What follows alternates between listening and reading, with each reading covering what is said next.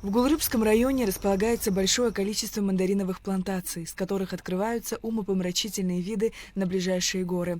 Одно из самых крупных цитрусовых хозяйств в районе – совхоз «София». Площадь у нас 90 гектаров примерно. Урожай в этом году планируется примерно около 500 до 600 тонн, потому что в этом году урожайный год. В прошлом году, в сравнении с этим годом, был слабый урожай. Мы собрали примерно около 250 тонн. Мы все мероприятия, которые агротехнически провели, опрыскивание провели, и ждем хороший урожай. На вопрос, когда в Абхазии начинается мандариновый бум, ответить несложно. Повсеместный сбор мандаринов начинается в республике поздней осенью.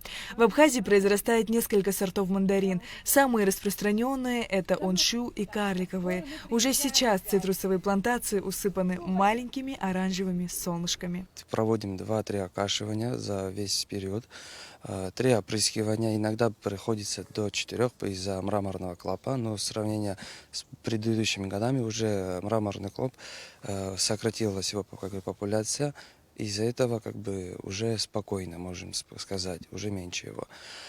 Также рабочая сила, которую нанимаем на сезон мандарин, в основном местные люди, которых мы привозим с сел.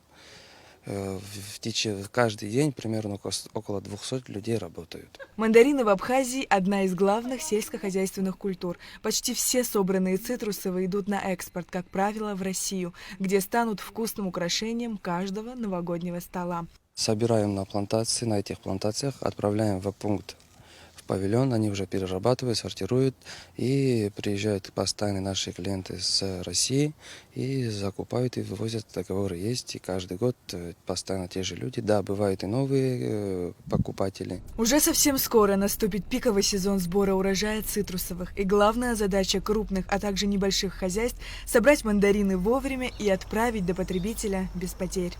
Сария Кварасхеля, Алексей Агухава, Абхазское телевидение.